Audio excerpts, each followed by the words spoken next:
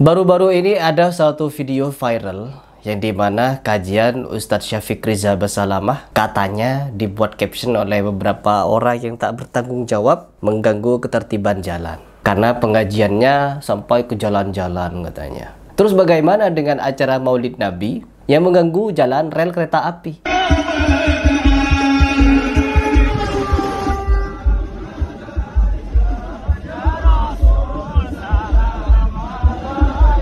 Wahabi mereka.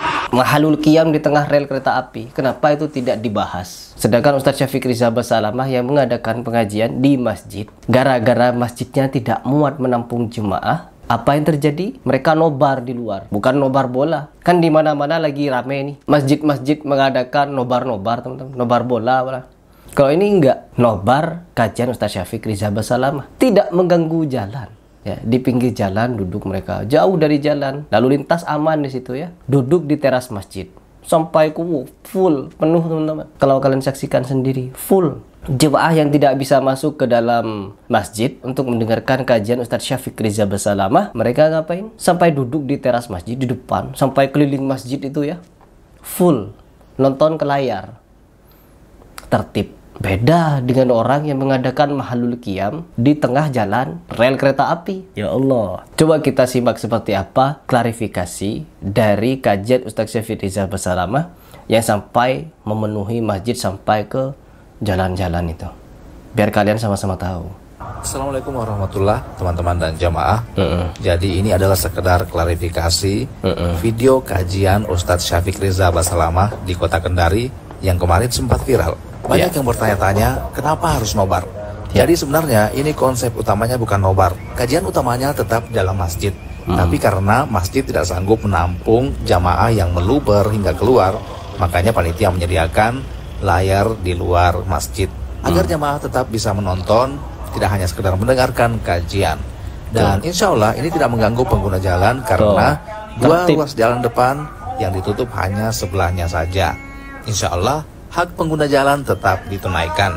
Alhamdulillah kajian berjalan dengan lancar, tidak ada komplain dari masyarakat sekitar.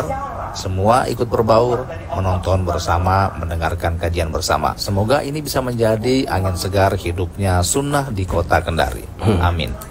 Nobar tanpa musik, joget-joget, rokok, ikhtilat, perkelahian, rebutan besek. Ya memang begitulah kajian ustadz-ustadz ya. Begitulah kajian orang-orang salafi ya teman-teman. Yang dimana mereka ini mengedepankan ilmunya ya. Yang mereka sampaikan adalah ilmunya dulu ya, bukan banyaknya jemaah dulu. Tapi kalau yang di sebelah kan beda. Jemaah dulu dikumpulkan sebanyak-banyaknya. Entah yang disuguhkan perempuan joget-joget. Marangkulo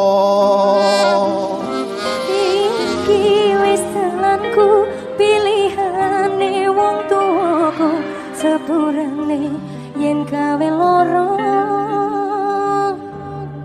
atimu. Aduh, gue pusing nelongso.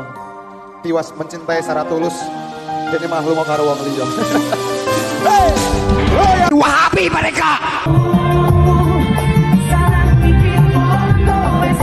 Musikan, rokokan, bahkan dipimpin ngerokok.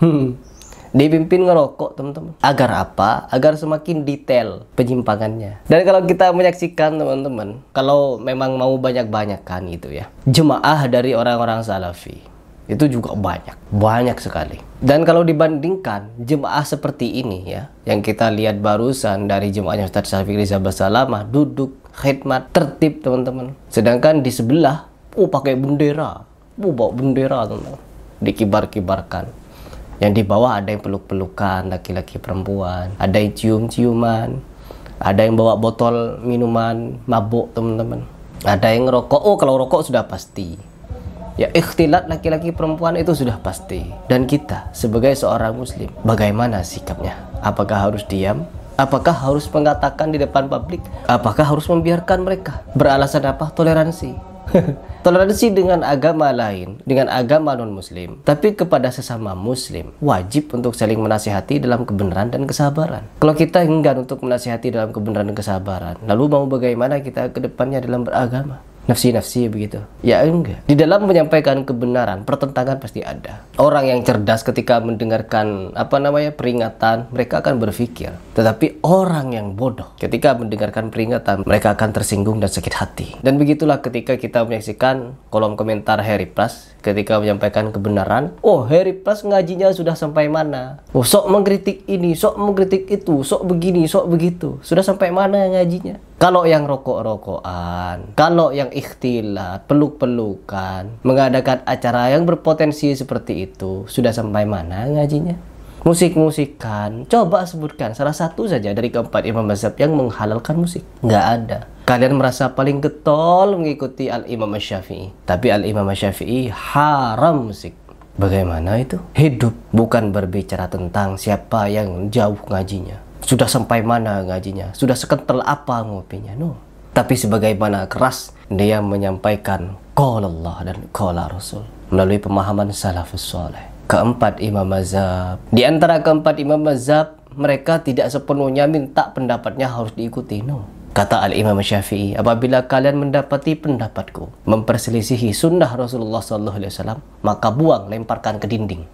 Jangan ikuti. Jadi Imam Syafi'i yang mengatakan seperti itu. Karena Al-Imam Syafi'i mengaku kalau dirinya itu tidak maksum, pasti bisa melakukan kesalahan dan khilaf. Begitupun dengan Imam Ahmad bin Hanbal. Janganlah kalian fanatik terhadap Maliki, Hanafi, Syafi'i, dan juga kepadaku. Ikutilah di antara kita yang berpegang kepada sunnah Rasulullah SAW, dan buanglah pendapat yang menyelisihi ijma, kata Imam Ahmad bin Hanbal. Dan pasti keempat imam mazhab setuju sebagaimana pendapat Al-Imam Hanafi ketika menyatakan dia bahwa seorang perempuan janda itu boleh menikah tanpa wali, dibantah oleh ketiga imam lainnya bahwa ketiga imam lainnya tidak membolehkan. Begitu. Jadi pendapat yang lemah seperti itu ditinggal dan kita ikut yang kuat. Begitu cara mengambil hukum, teman-teman. Bukan menyesuaikan dengan hawa nafsu. Ketika saya berdialog dengan orang ahli rokok, ketika saya menyatakan kebanyakan pendapat ulama menyatakan rokok haram, ulama ini menyatakan seperti itu. Kebanyakan. Bahkan Habib Rizik yang mengucapkan itu. Mereka enggak, ya, mengambil satu pendapat meskipun ada satu orang yang membolehkan, memakruhkan. Bahkan mereka menganggap itu suatu yang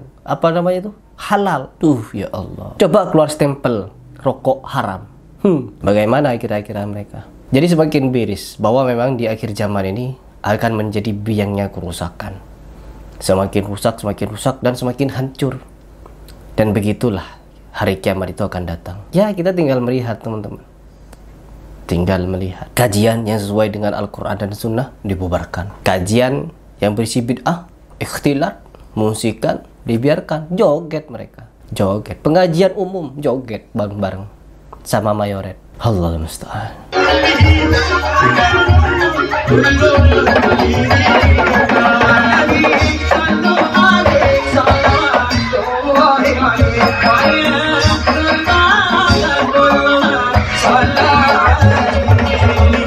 Solawat kepada Nabi, joget, teman-teman. Geol-geol.